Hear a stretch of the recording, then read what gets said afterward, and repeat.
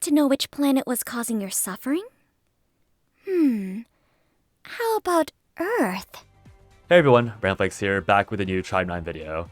For today's video, I want to go through my findings and assumptions about XP and explain to you guys so that you have an easier time climbing through XP in the ranked play session, or if you're just trying to struggle with the Easter egg that exists in Mino City once you've beaten the current story. So the reason why I want to talk about XP is because it is a really fun secondary game mode. If you haven't played the game, or if you're new to the game and you haven't explored it yet, please do. It's really fun to watch your characters in XP because you get to explore so many characters, engaging with each other in cutscenes and I guess like in action sequences that you would never see otherwise, just because of how easy it is to like play the same 3 characters over and over again in Tribe 9. So I do recommend playing it. It's a pretty decently fleshed out game mode. I do wish the PvP was a bit more like competitive in terms of like person versus person and not person versus bot, but it is very satisfying to like build up your team and seeing them dominate enemy or other people's XP teams and being satisfied with the fact that like what you did and how you played the game was correct and you've won because of that. So I guess just as like a quote-unquote credentials, I am now extreme. I basically got there 0 losses, and I think overall my opponents maybe got like 10 points across all like 30 to 35 games. So my XP team was really strong. And the reason why I was so successful is because I took the time to build all my characters up before I engaged with the content. And that's really important because if you've played the Easter egg AI, the Easter egg AI match in Mino City, you'll know that until your characters are all at a certain point, the AI will abuse the fact you have a weak character over and over again, and you'll just lose flat out. So base stats are essentially what you need to get in order to even play the mode. And even though this is a player-focused or player-biased piece of content, you do still really need these base stats, because if you play against a player that just has better base stats than you, you will fail because of how all these stats interact. So without further ado, let's talk about how these base stats work, my assumptions on them, and the reason why, again, and the reason why they're so important, rather, and how to make the best of your base stats before getting into the content. So first of all, every character is going to have a special XP only skill, and these will essentially tell you exactly what you should be focusing in and investing in to best make the character succeed. So for Okayge, she has running speed and winning bouts on base, so I'll be focusing on stats that will probably interact with that, whether it's potentials or raw base stats. We have, I think Joe's the exact same thing, but obviously Yo is going to be the batter. Suruko Semba is going to be the outfielder, and then somebody like Hyakuichi Taro is going to be a base defender. So keep that in mind. And obviously, these will change on the character and depend on what you're playing. You will notice that they mention factors in these. I'll talk about that when we get to the actual gameplay in hopefully like 5 minutes tops and explain that there. So really quickly, I do think HP, defense, attack, and support are really important for the game mode. I haven't found anything official that states what exactly these affect, but in my headcanon and my assumptions, HP and defense will both affect your ability to catch and win bouts on defense. Attack is going to be your batting ability, your ability to win bouts on offense, and maybe your speed. And then you have support, which I believe is, if it's not attack affecting speed, then it's definitely going to be support affecting speed and passing speed. So I'm not really sure about support yet, but I know for sure attack is going to be based on your batting. Oh, attack also affects your pitcher really harshly. So if you don't have high attack, you'll always let your opponents knock your ball into somewhere. But if your pitcher has really high attack, it's really easy to get people out super easily, which is why I experienced, because my Iroha had high attack at the time. Not 700 high, because I didn't realize it at the time, but she did have one line of attack 4+ on my Patimon, which let her give just enough to strike most people out during my games. Which actually leads into a good segue. Your Patimon stats do matter a lot. You want to make sure that on your XP related characters, you have good Patimons for XP, because having good attack means that those related characters that have the attack are going to be able to win more bouts on bases and be able to hit the ball more easily. Having more HP and defense on people like, again, Hyakuichi Taro is going to let you win more bouts on defense and also get more passes in. And then, again, not really sure if it's true or not, but if you have somebody that likes to run a lot, like Geo or Inoki, you would want support because that would help them finish out goals.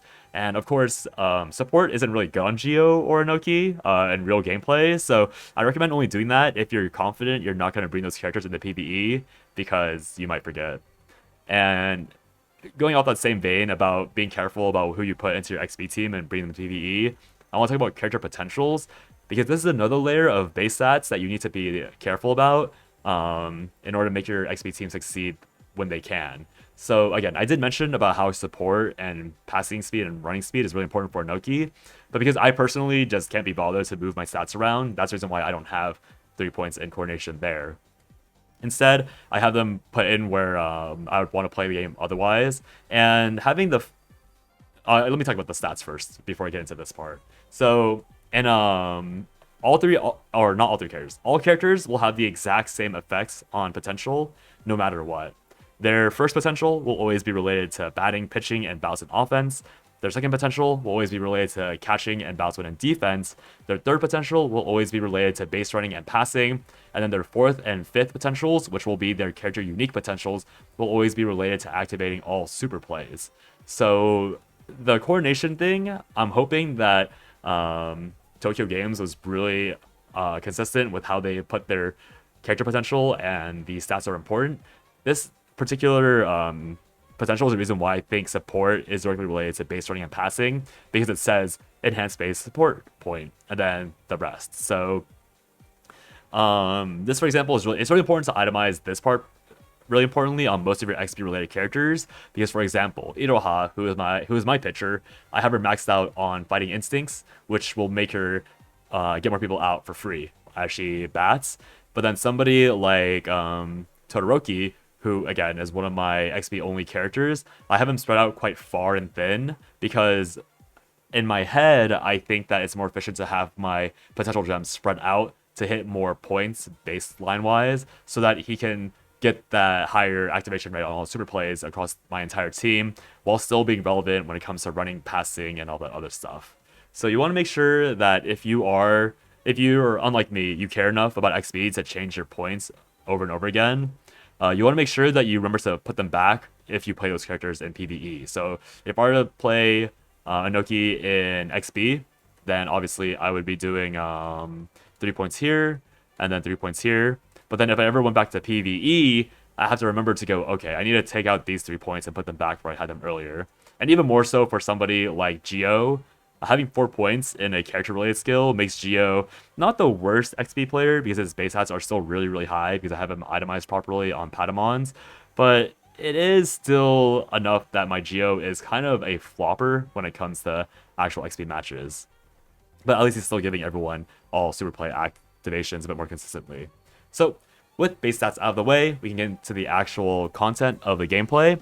I will be using gameplay from my extreme climb in the background, and I probably won't be looking at the screen myself in recording, so if I'm a bit off on where things are, please forgive me. I'm doing my best from memory, essentially. So when you get into the game, at the very top, you'll see 3 colored diamonds. The yellow diamond is going to be your breakthrough factor, your green diamond is going to be your defense factor, and then your third diamond is going to be your showdown factor.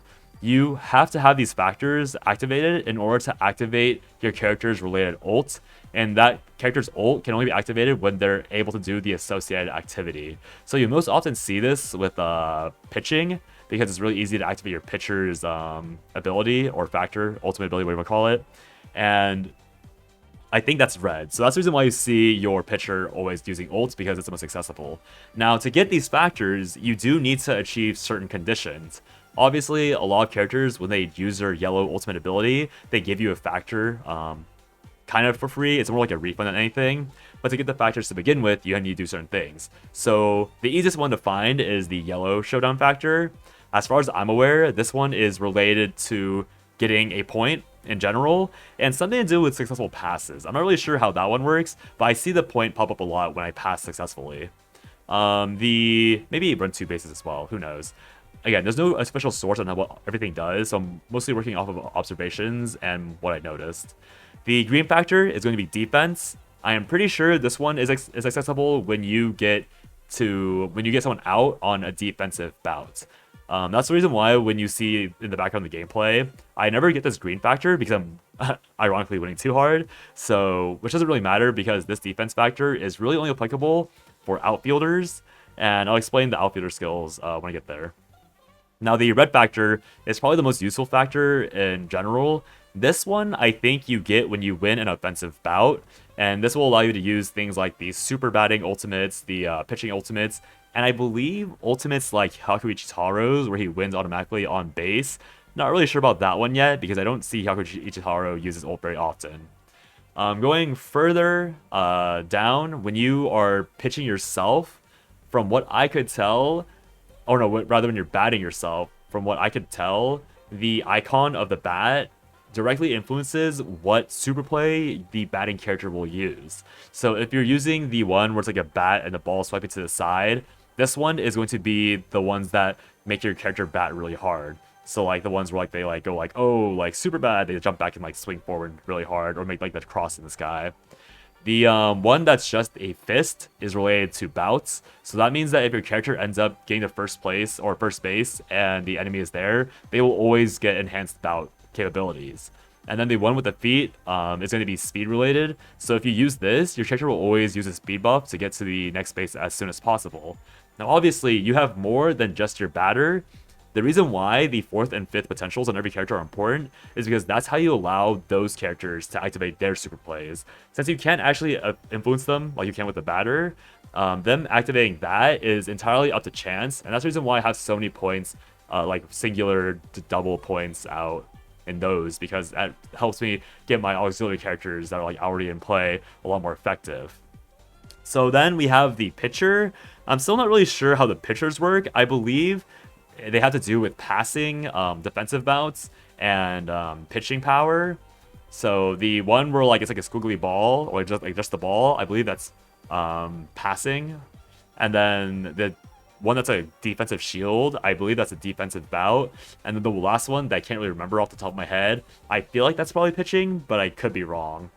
And yeah, you'll notice that when you move your ball around, you should, this is pretty basic stuff, but you should make sure that as you move your ball around, if you're on the batting side, you want to make sure that there's always a path to bat towards, because if it's just blank, that means it's an out. And then likewise, on the flip side, when you're pitching, you want to do the exact same check, because if there's no batting angle, then that means you're getting them out.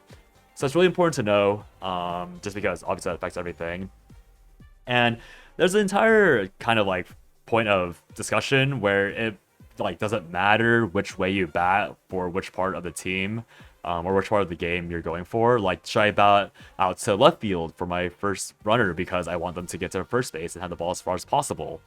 My answer is that I don't think it matters that much. I think it matters more to identify which character on the enemy team has the worst base stats, or which like offensive or defensive ability you'd most rather activate for that current user, because the game has a tendency to slow down the runners or speed up the runners based on how successful or good they think the move is. So even if you were to bat all the way out to the far left field on your first runner, it doesn't matter if you do that, because the game might just slow down your runner to an absolute snail and allow the enemy AI to throw the ball all the way back to first place anyways.